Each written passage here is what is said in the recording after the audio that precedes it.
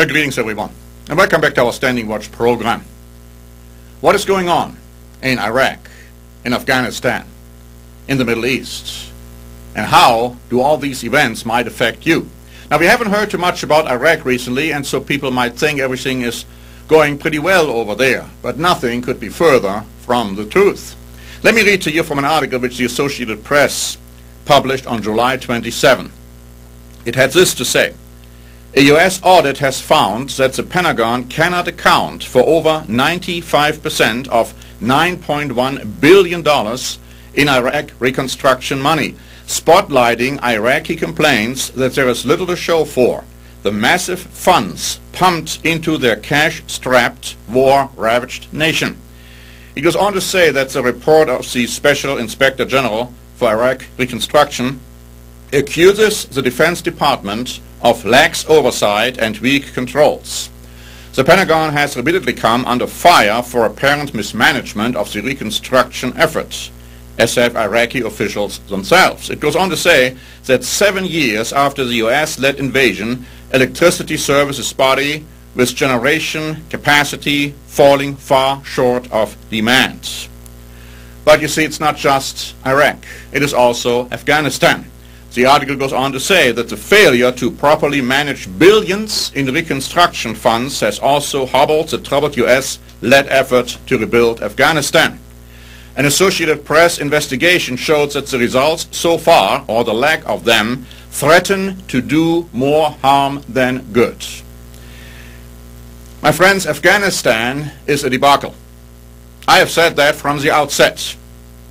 Today, July the 30th, the Associated Press reported 3 more U.S. troops have been killed in Afghanistan, bringing the U.S. death toll for July at least to 66, and making it the deadliest month for American forces in the nearly 9-year-old war.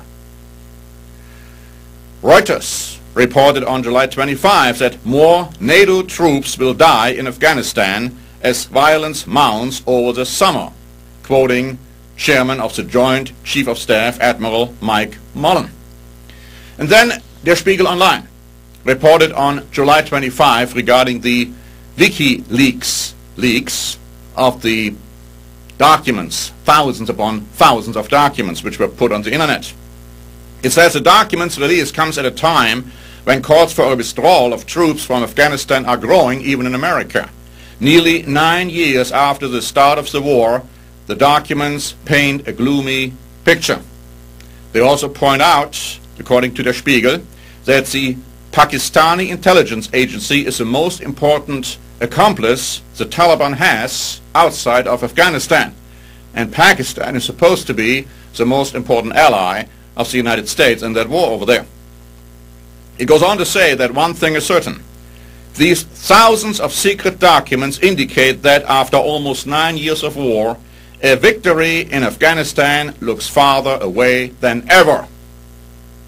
Doesn't look like that we have been extremely successful in our wars in Afghanistan, in Iraq, in other places. And I'm not even talking about another trouble spot, North Korea.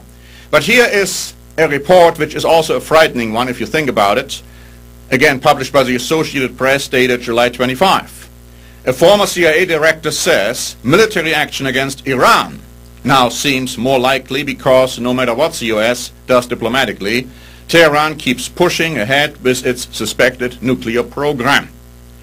And in response, a former naval chief in Iran's Revolutionary Guard said his country has set aside 100 military vessels to confront each U.S. warship that poses a threat.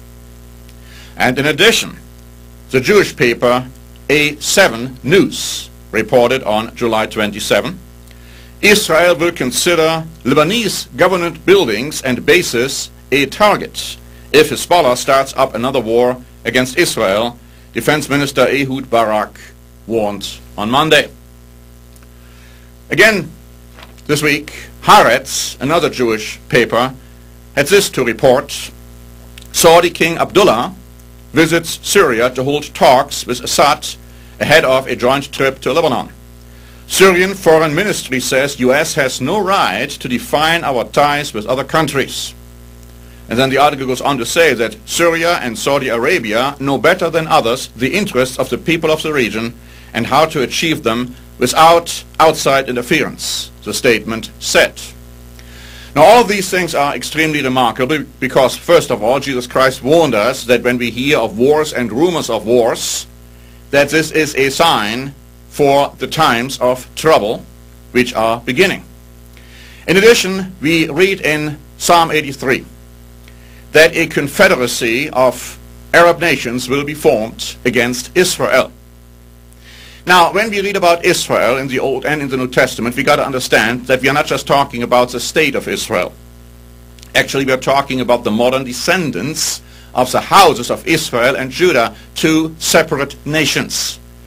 The house of Israel can be found today in countries like the United States of America and Great Britain.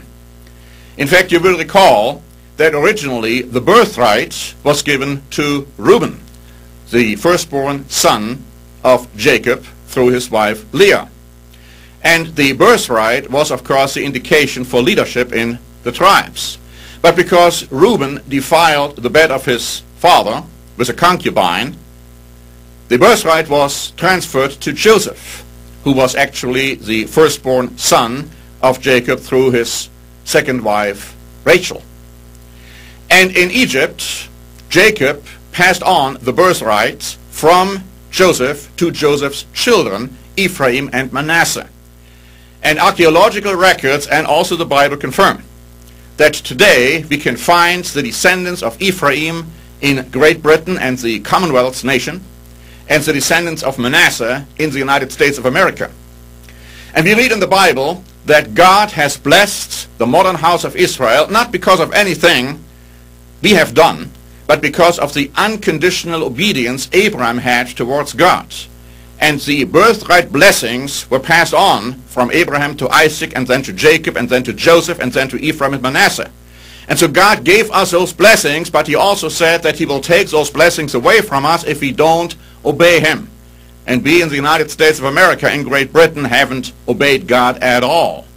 And God says that he will take away the pride of our power. And we will not have the kind of influence any longer in the world which we used to have. Great Britain, the Commonwealth nations are pretty much gone when it comes to a world ruling power. And we are seeing the same developments now in the United States of America. That is why Arab nations, for instance, are not interested in what America has to say about their affairs. When we read in the Bible that a confederacy is being formed against Israel, we have to understand it's not just talking about the house of Judah or the Jews, the state of Israel. It's also talking about Great Britain. It's talking about the United States of America. And that is why we have to watch events, because the Bible prophesies that America is not going to win any more of its wars. And we haven't, have we? And we won't in the future. It is because of our disobedience to God. It is because we are not willing to submit to God. It is because we are so proud that we don't want to listen to what God has to say in his word.